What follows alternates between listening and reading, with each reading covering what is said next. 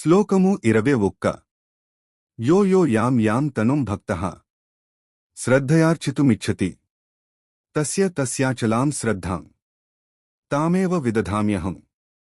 ఏ భక్తుడు ఏ దేవతారూపాన్ని అత్యంత శ్రద్ధతో పూజించాలని కోరుకుంటాడో ఆయా భక్తుడికి ఆ రూపం పట్లనే స్థిరమైన చెదరని శ్రద్ధను నేను కలిగిస్తాను.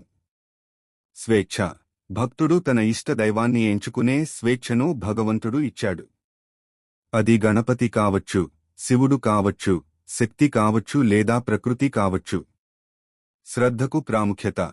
మనం ఏ రూపంలో దేవుడిని కొలిచినా ఆ రూపం వెనుక ఉన్నది పరమాత్మ ఒక్కటే. భక్తుడికి తన ఇష్టదైవంపై నమ్మకం సడలకుండా ఆ శ్రద్ధను బలపరిచేది కూడా ఆ పరమాత్మే. భగవంతుడు కేవలం తనను, కృష్ణుడిని పూజించే వారిని మాత్రమే కాకుండా ఏ రూపంలో దైవాన్ని నమ్మినా వారిని ప్రోత్సహిస్తాడు. ముఖ్య ఉద్దేశ్యం. భక్తి మార్గంలో మొదటి మెట్టు శ్రద్ధ.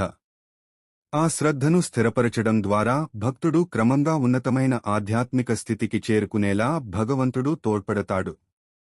శ్లోకము 22 సతయా శ్రద్ధయా యుక్తః తస్యారాధనమీహతే లభతే చ తతః కామాన్ మయేవ విహితాన్ హీతాన్.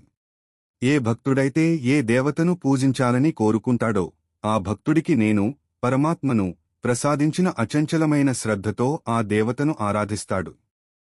అలా ఆరాధించి తాను కోరుకున్న ఫలాలను పొందుతాడు. కాని నిజానికి ఆ దేవతల ద్వారా అతనికి లభించే ఆ ఫలాలన్నీ నా చేతనే, పరమాత్మ చేతనే ప్రసాదించబడినవి. ముఖ్య ఉద్దేశ్యం. అంతర్యామి.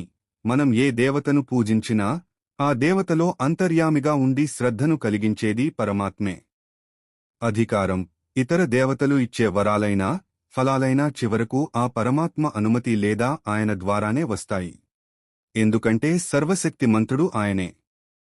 వ్యాప్తి. నదులన్నీ సముద్రంలో కలిసినట్లుగా ఏ దేవతకు చేసిన పూజ అయినా చివరికి ఆ పరమాత్మకే చేరుతుంది.